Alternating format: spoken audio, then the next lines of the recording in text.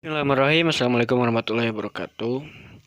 Saya Hamdi Asidiki Ridwan dari Pengembangan Masyarakat Islam kelas 2B dari kelompok Kelompok 9 yang beranggotakan saya sendiri, kemudian Isma Mania dan Burhan.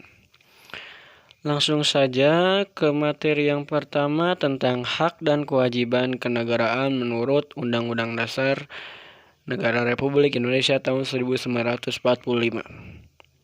Sebelumnya maaf dengan latarnya yang seperti ini, handuk karena keterbatasan yang tidak bisa memungkinkannya pembuatan video ini dibuat di studio. Jadi dibuatnya di tempat jemuran. Langsung saja yang pertama tentang hak dan kewajiban kenegaraan menurut Undang-Undang Dasar Negara Republik Indonesia tahun 1945. Yang pertama, kita sebagai warga negara Indonesia merupakan anggota negara yang mempunyai kedudukan khusus terhadap negara kita sendiri. Tidak hanya kewajiban anak kepada orang tua ternyata di dunia ini. Ternyata kita pun mempunyai hak dan kewajiban terhadap negara. Begitu sebaliknya, negara juga mempunyai kewajiban dan hak terhadap kita. Nah, berikut ini beberapa hak negara warga Indonesia yang sudah dinaungi Undang-Undang Dasar 1945. Yang pertama, Pasal 27 Ayat 2 Undang-Undang Dasar 1945 yang berbunyi, tiap-tiap warga negara berhak atas pekerjaan dan penghidupan yang layak bagi kemanusiaan.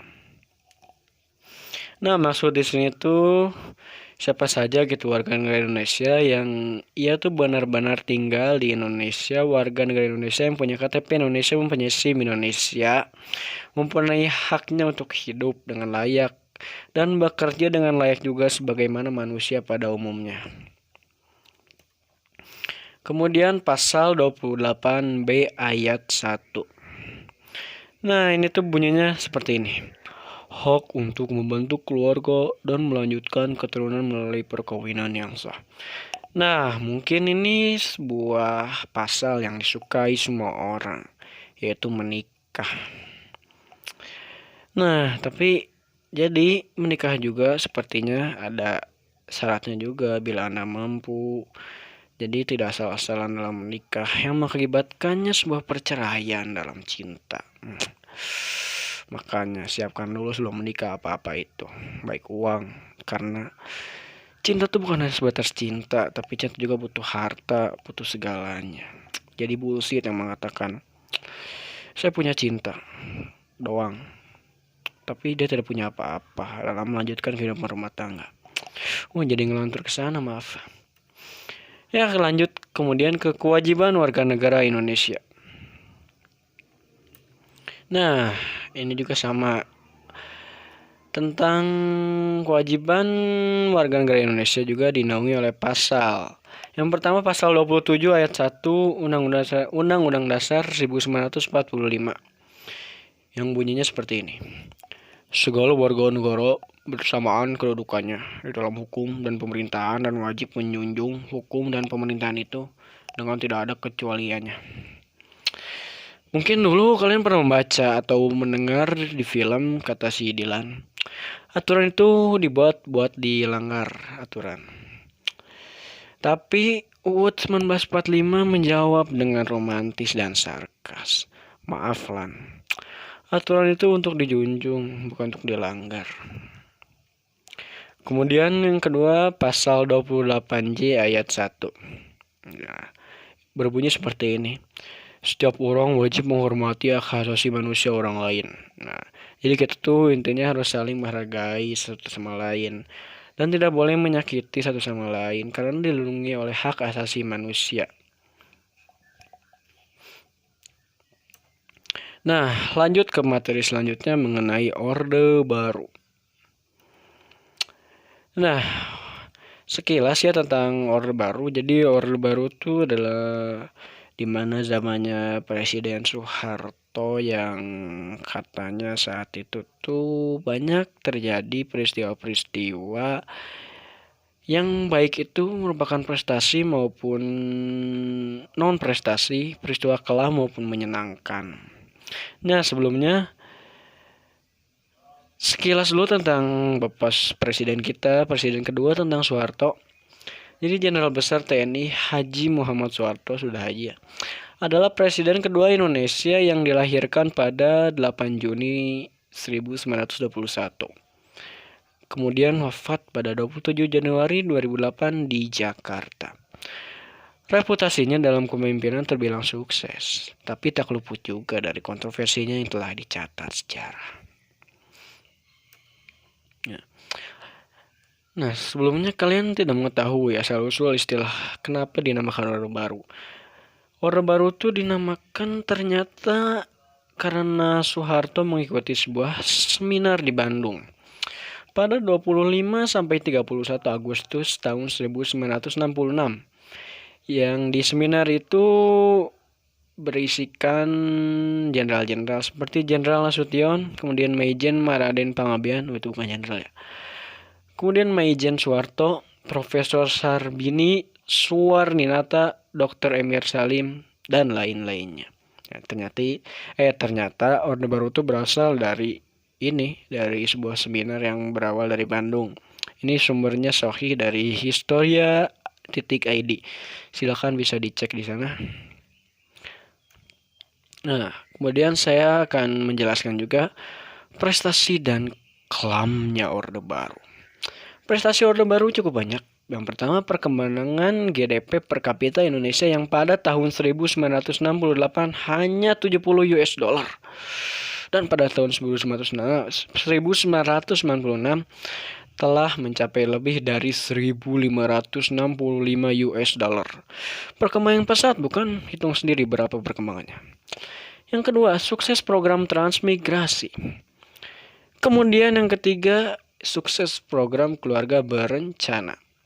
Jadi keluarga berencana tuh, bila yang nggak tahu tuh, jadi suami istri hanya boleh mempunyai anak 2 saja, tidak lebih. Ya 2 gitu kan, akur, tidak banyak berantem. Kemudian sukses memerangi buta huruf.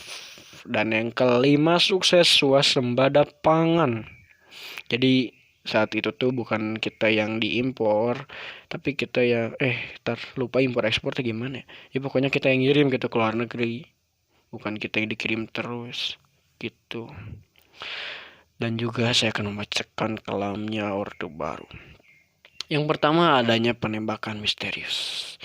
Jadi untuk penembakan misterius ini sekilas ceritanya, jadi pada saat itu tuh misalnya ada suatu preman yang meresahkan masyarakat, kemudian ada warga yang melaporkan kepada pemerintahan, lalu kemudian preman itu pun diincar habis-habisan.